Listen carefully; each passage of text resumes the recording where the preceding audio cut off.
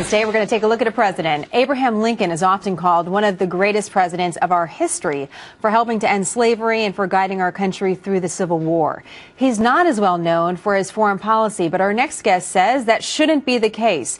In a recent op-ed, Kevin Parino explains that it was Lincoln's restraint that helped pave the path to America's rise as a global power, writing in part, quote, Lincoln was an exceptionalist, believing profoundly in the importance of the American experiment. But he wasn't a crusader. He remained a lifelong skeptic of grand foreign exploits, resisting imprudent calls for military action abroad and preventing diplomatic Donnybrooks from morphing into war. Kevin Parino is author of Lincoln in the World, The Making of a Statesman and Dawn of American Power, and he joins me now. Lots to get to in your piece, Kevin, but I want to start with something that I think we could all relate to. You say this about Lincoln. Lincoln felt the pressures of the world so acutely that he could sometimes not get out of bed. Really? That's true. At the beginning of the war, right around the crisis at Fort Sumter, he literally could not get out of bed, and foreign affairs was part of this. We don't think of it. We think of it, the Civil War, as North versus South, but he had to deal with a series of crises from right at the beginning of the war, with Britain, with France, with Spain eventually, with Russia even was a rising power during this period, and I think we just don't think of Lincoln in that context. We don't. Why not? Well, I think because there's two reasons. One, the Civil War, was a massive war raging on American soil, and that's something that he had to deal with. So we rightly see the Civil War in that context.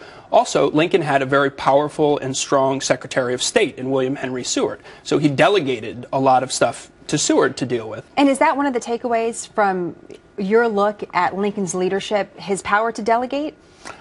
Yeah, that's part of it, and Doris Kearns Goodwin's cover this in her great book, Team of Rivals. He delegated a lot to Seward, but what was important to me is the things that Lincoln did do in foreign affairs are really important. One of them is the Emancipation Proclamation. Lincoln viewed the Emancipation Proclamation partly as a tool of foreign affairs, to reach across the Atlantic, speak directly to ordinary Europeans, French and Britons, to try to put pressure on their aristocratic statesmen to keep those powers out of the war. If Britain or France had intervened in the war on the side of the Confederacy, it could have changed the course of the war. And one of the things that you also point out is that he had never been to Europe.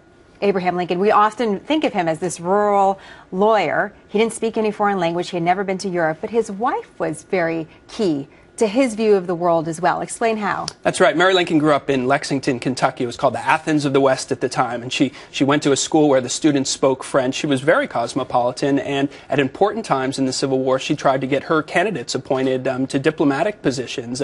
She meddled in foreign affairs, and it's one reminder that foreign affairs is really about people. It's a human story, and that's what kind of drew me to this. Is you've got these amazing diplomats, people like Cassius Marcellus Clay, Lincoln's guy in St. Petersburg. He walks around St. Petersburg getting in fist fights on the streets of St. Petersburg. So Lincoln's got to deal with this. Right. He's got to deal with his wife trying to get him, her people appointed to their own diplomatic appointments. So it's just a great cast of characters. Just real quick, as you got so into this book and researching it, what is the big takeaway? What do you think really characterizes Lincoln's foreign policy, and who do you think embodies that philosophy today?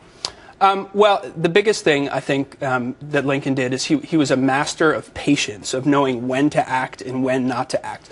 He compared his decision-making process to watching a pear on the tree. He said he would watch it, he would watch it, he would watch it, and then he would pluck the pear. He would make his decision. And that's just a really important skill in foreign relations, because changes in the international power grid happen glacially. They don't happen very fast. And so knowing when to make a decision and when not to is really important. And one wonders if anyone has a great deal of patience these days, as they did during Lincoln's time. Kevin, great to see you. Thank you so much. Thanks, Jenna.